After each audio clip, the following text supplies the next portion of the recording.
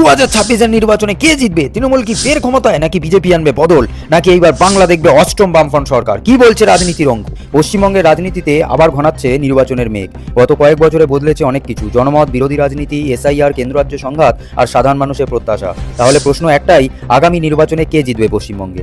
প্রথমে আসুন জেনে নিই কিভাবে জিততে পারে বিজেপি। হ্যাঁ, ঠিকই শুনছেন, বিজেপি কিন্তু মাঠের বাইরে নয়। তাদের প্রধান অস্ত্র হিন্দুত্ব, অর্থাৎ হিন্দু ভোট। হিন্দুত্বকেই হাতিয়ার করেই মূলত বিভিন্ন সময় ক্ষমতা এসছে তারা কেন্দ্রে।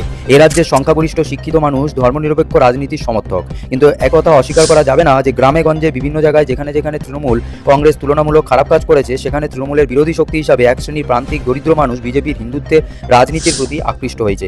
এছাড়া আজকাল মিডিয়া, সোশ্যাল মিডিয়া সমস্ত জায়গাতেই বিজেপির আইটি সেল হিন্দুত্বের রাজনীতিকে দারুণভাবে কাজে লাগাচ্ছে। তারা কিছু সংখ্যক মানুষকে অবশ্যই বোঝাতে পেরেছেন যে হিন্দু অসুরক্ষিত। এছাড়াও বাংলাদেশের ক্রমবর্ধমান হিন্দুদের ওপর যে অত্যাচার, তার পরিপ্রেক্ষিতেও এ রাজ্যের কিছু হিন্দু উত্তেজিত হয়েছে, যার ফল পেতে পারে বিজেপি। কিন্তু এখানেই প্রশ্ন উঠে যায়, শুধুমাত্র কি হিন্দুত্বের রাজনীতি দিয়ে বাংলা জয় করা সম্ভব? হিন্দুত্বের রাজনীতি দিয়ে গোবলয়ের রাজ্য জেতা সম্ভব হলেও এ রাজ্যের সংখ্যাগরিষ্ঠ জনগণ আদেও তার দ্বারা প্রভাবিত হয়? এছাড়া এসআইআর রাজ্যের বেশিরভাগ হিন্দুদের হেনস্থা, মতুয়াদের অবহেলা সব মিলিয়ে খিচুড়ি বানিয়ে ফেলেছে তাদের হিন্দুত্বের রাজনীতিকে। দুর্নীতি নিয়ে বড় বড় কথা বললেও এখনও কিন্তু তারা দুর্নীতিটিকে প্রধান ইস্যু করে তুলতে পারেনি। বিভিন্ন সময় কেন্দ্রীয় এজেন্সির অপদার্থতা এবং একই সঙ্গে নিজের দলের মধ্যেই অভিযুক্তদের নেওয়া নিয়ে বারবার সমস্যার সম্মুখীন হতে হয়েছে বিজেপিকে। অন্যদিকে তৃণমূল এই দুর্বল বিরোধী রাজনীতির সুফল তো পাবেই। রাজ্যের বেশিরভাগ মানুষ মমতা বন্দ্যোপাধ্যায়ের কোনো না কোনো প্রকল্পের দ্বারা উপকৃত। ছেলে হোক বা মেয়ে, বয়স্ক হোক বা জোয়ান, সবাই কোনো না কোনো সামাজিক সুরক্ষা প্রকল্পের ভাগিদার। এছাড়া মহিলা ক্ষমতায়নে পশ্চিমবঙ্গ অনেক এগিয়ে। লক্ষ্মীর ভাণ্ডার, কন্যাশ্রীর মতো প্রকল্প আজ স্বীকৃত। যতই বিরোধিতা থাক না কেন, অস্বীকার করার জায়গা নেই যে মমতা বন্দ্যোপাধ্যায় নারী ক্ষমতায়নে ব্যাপক ভূমিকা নিয়েছে।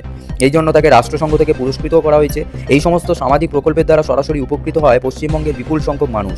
তাই খুব সহজ হিসেব কেন তারা বিরোধীদের ভোট দেবে। প্রান্তিক মানুষ সবসময় সেই দলের পাশে দাঁড়ায় যারা তাদের পাশে থাকে। এছাড়াও এসআইআর সবচেয়ে বেশি পাল্লাভারী তৃণমূলেরই। এসআইআর লাইনে কান পাতলেই শোনা যাচ্ছে বিজেপির বিরুদ্ধে কথাবার্তা। তাছাড়া তৃণমূল কংগ্রেস যেভাবে সাধারণ মানুষকে বোঝাতে সক্ষম হয়েছে, বিজেপি কি আদেও ধারে কাছে আছে তার? যেরকম চরম অপদার্থতা নির্বাচন কমিশনের তরফ থেকে দেখা যাচ্ছে, সেখানে দাঁড়িয়ে খুব সহজেই তৃণমূল কংগ্রেস নিজের দিকে বল টেনে নিতে পেরেছে। বস্তুতে এসআইআর করে বিজেপি নিজের পায়েই কুড়ুল মেরেছে।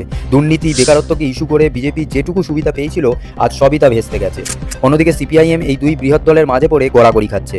বস্তুত বামপন্থী দল হয়েও তাদের কিন্তু সাধারণ কৃষক, শ্রমিক, প্রান্তিক মানুষের সাথে কোনো যোগাযোগ নেই। বরঞ্চ বলা ভালো, রাজ্যে প্রকৃত বামপন্থী দলের ভূমিকা পালন করছে সেই তৃণমূল কংগ্রেসই।